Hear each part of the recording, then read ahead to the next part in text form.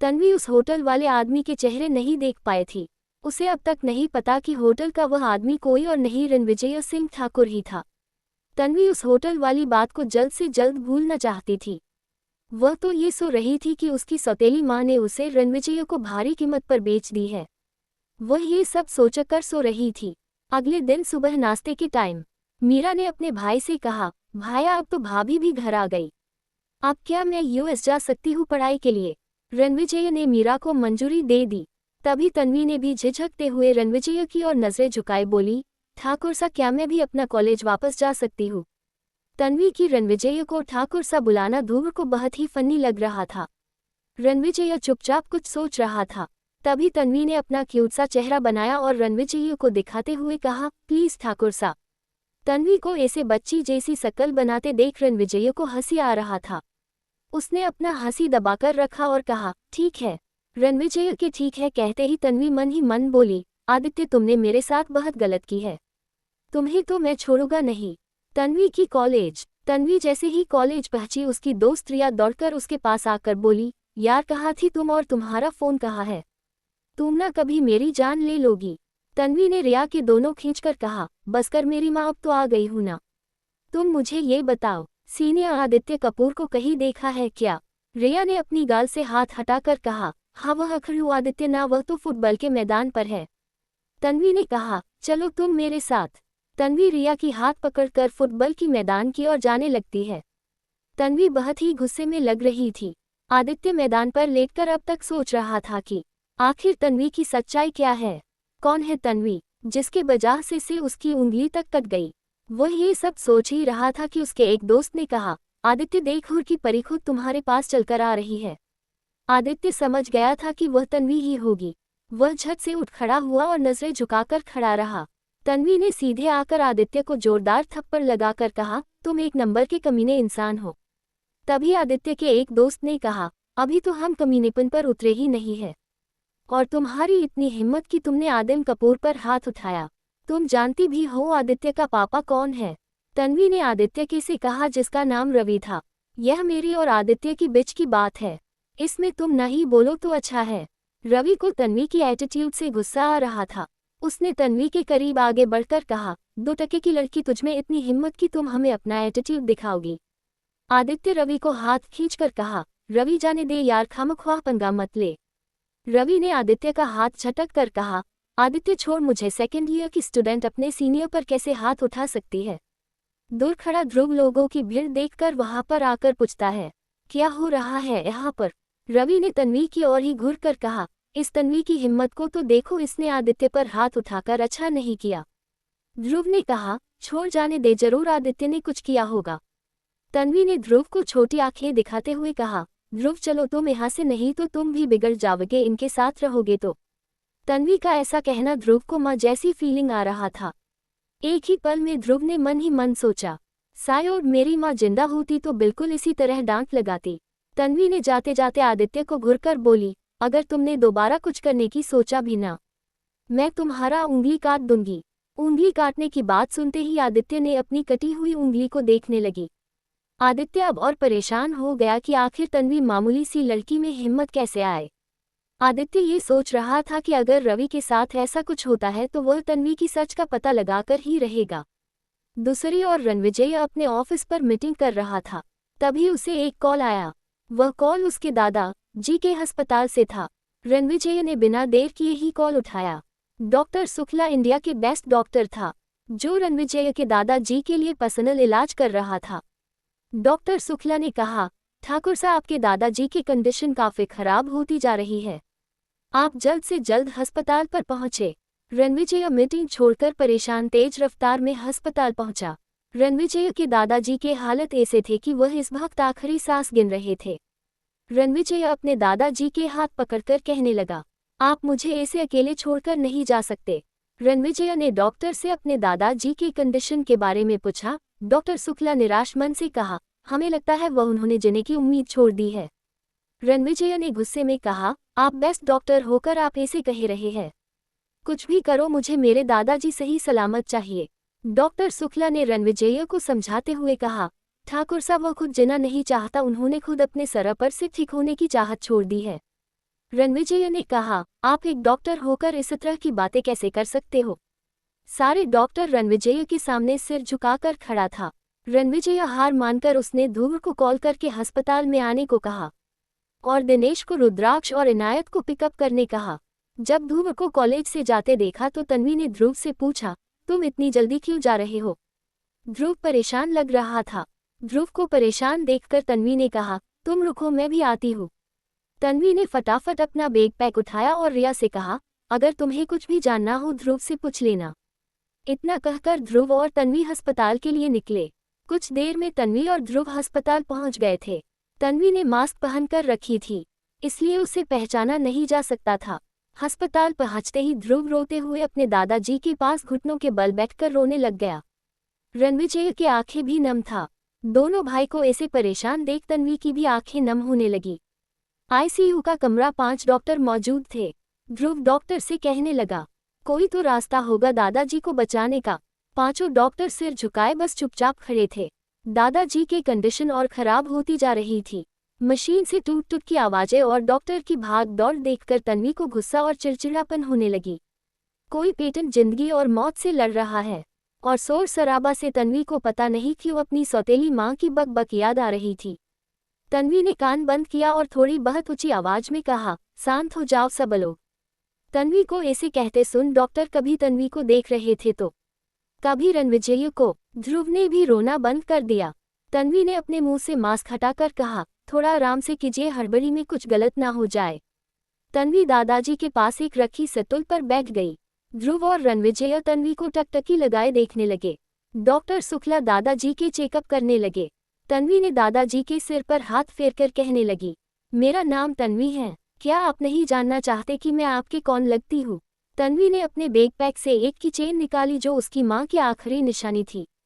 उसे दादाजी के हाथ में देते हुए बोली, ये मेरी माँ की आखिरी निशानी है। Gold fish. माँ ने इस गोल्ड फिश के बारे में छोटी सी नोट छोड़ी है, क्या मैं आपको सुनाऊं? पेटेंट में थोड़ी बहुत सुधार आ रहा है। ये देख डॉक्टर हैरानी से तन्वी को गौर से देखने लगा, पर डॉक्टर शुक्ला का तन्वी को देखना रणविजय को अच्छा नहीं लग रहा था। तन्वी ने कहा, मैं एक मछली की तरह हूँ, बिन पानी के छटपटाती रहती हूँ। पर वह मछली पता है आपको क्यों छटपटाती है? पानी के बाहर आने के बाद उसे और भी ज्यादा दिन जीने की एहसास होने लगती है, इसलिए वह जीने के लिए छटपटाते हुए पानी की तलाश में रहती है। जब आप ठीक हो जाओगे मैं आपको बताऊंगी कि मैं जहाँ जी रही हूँ उस समुंदर का नाम क्या है, पर उसके लिए आपको ठीक होना पड़ेगा। फिर अचानक ही दादाजी की आंखों से पहली बार 5 सालों में आंखों से आंसू बहने लगे और वह अपनी उंगली को मूवमेंट करने की कोशिश कर रहे थे, जिसे देख डॉक्टर हैरानी से तन्वी को देखकर दादाजी को चेकअप करने लगे। रणविजय सभी डॉक्टर को ऐसे देख चिंतित होकर पूछा, doctor Shukla, is everything all right? Doctor Shukla ने कहा, ठाकुर सा ये तो कोई चमत्कार ही हो सकता है। मिस तन्वी की बात सुनकर बड़े ठाकुर सा की हालत सुधर रहा है। वह अपनी उंगलियों को हिलाने की कोशिश कर रहे हैं। रणविजय और ध्रुव को ये सुन खुशी मिल रहा था कि उनके दादाजी ठीक हो रहे हैं। रणविजय अपने दादाजी से माफी मांगना चाहता था। उस रात अगर वह घर से लड़ाई करके नहीं निकलता तो उसके दादाजी की ये हालत कभी नहीं होता। डॉक्टर शुक्ला ने आगे कहा, लता मिस तन्वी की बातें और मिस तन्वी बड़े ठाकुर सा को पसंद आए। तभी ध्रुव ने डॉक्टर शुक्ला से कहा, यह कोई मिस तन्वी नहीं है, मिसेस तन्वी सिंह ठाकुर है, ठाकुर सा की ठाकुर आए। ध्रुव ने जब कहा कि यह कोई मिस तन्वी नहीं है, मिसेस तन्वी सिंह ठाकुर है, ठाकुर सा की ठाकुर आइन। अब तक डॉक्टर यह सोच रहे थे कि तन्वी उनके बहन या रिश्तेदार होंगे। डॉक्टर की अब हिम्मत नहीं हो रही थी तन्वी को नजरें उठाकर देखने की। डॉक्टर शुक्ला ने तन्वी की तरफ सिर झुकाकर ग्रिट किया। रणविजय तो उसके दादाजी ठीक हो रहे हैं सुनकर ही वह तन्वी के पास गया और उसके सिर पर चुमकर उसे गले लगा लिया। तन्वी रणविजय के ऐसे करने से वह शौक में चली गई थी। वह तो बर्फ की तरह जम गई थी, न ही हिल पा रही थी और न ही ध्रुव को नजरें उठाकर देख पा रही थी। सारे डॉक्टर उन्हें अकेले छोड़कर सिर झुकाए वहां से चला गया। ध्रुव वहीं पर खड़ा होकर कहा, भाई आप सबके सामने ऐसे भाभी को किस करके गले कैसे लगा सकते? रणविजय ने कहा, क्यों नहीं कर सकता, तन्वी मेरी पत्नी है, किसी और की नहीं। ध्रुव ने कहा, वह मुझे पता है पर भाभी को तो देखो, बेचारी शर्म से देख भी नहीं पा रही है। बकवास बंद करो और चले जाओ तुम, हम दोनों थोड़ी देर में आ जाएंगे। ध्रुव ने तन्वी और रणविजय बाय कहा और घर चला गया। दूसरी और डॉक्टर आपस में बात करके कहने लगे, ठाकुर सा ने शादी कब की, और वह लड़की तो कितनी छोटी है। तभी डॉक्टर शुक्ला आकर बोले, ये बात बाहर नहीं जानी चाहिए। अंजाम क्या होगा मुझे बताने की जरूरत नहीं है। दूसरी और अंगद आज शाम को घर लौटे थे। काव्या और उसकी माँ टेंशन में, दोनों की हालत खराब हो रही थी। अंगद तन्वी की कॉलेज से घर आने के इंतजार कर रहे थे। इंतजार करते करते रात हो गए थे, पर तन्वी घर वापस नहीं आई। अंगद परेशान होकर फोन करने लगा। तन्वी का फोन स्विच ऑफ आ रहा था। अपने पापा को परेशान देखकर काव्या मन ही मन कहने लगी, पता नहीं पापा को जब पता चलेगा माँ और मैंने मिलक दी के साथ क्या किया है, क्या पापा माँ और मुझे घर से निकाल देंगे। तभी अंगद ने कावेरी को पुकारा, कावेरी क्या तन्वी कुछ बता के गई है? घबराते हुए कावेरी जी ने कहा, जी वो हमें नहीं पता, शायद अपने दोस्त के घर पर होगी। अंगद को याद आया कि उसके पास रिया की फ़ोन नंबर है। रिया को जब फ़ोन करके पता किया तो रिया ने बताया कि कॉलेज से जल्दी निकल गई थी और 2 हफ्ते बाद आज कॉलेज आई थी। अंगद का तो दिल बैठा जा रहा था। उसने काव्या और कावेरी दोनों को ही साथ में बुलाया। पहले प्यार से पूछा, पर जब जवाब नहीं दिए तो अंगद ने कहा, तुम दोनों तन्वी के साथ कैसे बर्ताव करते हो मुझे सब पता है, तुम बस ये बताओ कि उसके साथ क्या किया है, नहीं तो मैं अभी पुलिस बुला रहा हूँ। इस बात पर काव्या ने गुस्से में अपने पापा से कहा, तन्वी तन्वी तन्वी आप थकते नहीं हो, हर बार उसी के साथ लेते हो आप। अच्छे कॉलेज, अच्छा कपड़ा, उसके बिना मांगे ही उसे देते हो आप, इसलिए भागा दिया हमने उसे। अंगद के हाथ पैर थरथरा जाते हैं काव्या की बात सुनकर, और काव्या की गाल पर जोरदार थप्पड़ लगाकर कहता है, मेरी जितनी हैसियत है उससे मैंने सब कुछ तुम्हें दिया है, और तुम्हारी माँ जो अपनी दोस्तों के साथ मिलकर किसी पार्टी दिखाने के लिए पैसा उड़ाती है, उसी में चला जाता है। तन्वी ने आज तक मेरी कमाई से एक कपड़ा नहीं पहना है और तुम दोनों माँ बेटी जलती क्यों हो? कावेरी जो अब तक चुप खड़ी सुन रही थी, बखलाकर बोली, अगर हमारे पैसों पर अगर पली बड़ी नहीं है तो क्या उसके लिए पैसा आसमान से गिरती थी? अंगद ने कहा, क्योंकि वह पैसा और उसकी कॉलेज से लेकर खाने पीने की खर्चा उसकी माँ भेजती आई है सब कुछ। अंगद की बातें सुनकर कावेरी जी बखलाकर बोली, वाह जी वाह, हमें धोखे में रखकर कहीं बाप बेटी भागने की प्लान तो नहीं कर रहे थे। बस कावेरी बहुत हो गया, मैंने तुमसे शादी इसलिए किया क्योंकि तुम जवानी में काफी समझदार थी।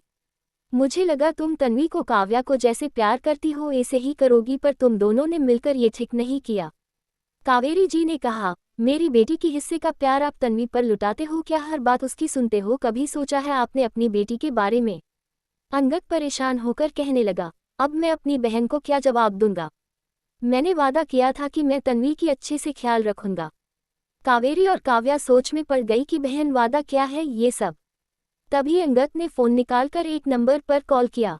फोन उठाते ही अंगद ने घबरा कर कहा, सुधा वह तन्वी नहीं मिल रही हैं। फोन के उस पार एक और ने कहा, भाया नहीं मिल रहा है, क्या मतलब है? अंगद ने सारी बातें जब बताई तो सुधा चिंतित होकर बोली, भाया क्या करोगे मुझे नहीं पता, पर मुझे मेरी बेटी तन्वी चाहिए। काव्या उत्सुकता होकर पूछने लगी, पापा आप ये किसे बता रहे थे? अंगद ने कहा, तन्वी मेरी छोटी बहन की बेटी है। अंगद के मुंह से ऐसी बड़ी ही बात सुनकर कावेरी जी का तो दिमाग ने सोचना ही बंद कर दिया। दूसरी रणविजय और तन्वी अस्पताल से आज घर लेट पहुंचे थे। तब तक बच्चे भी सो चुके थे।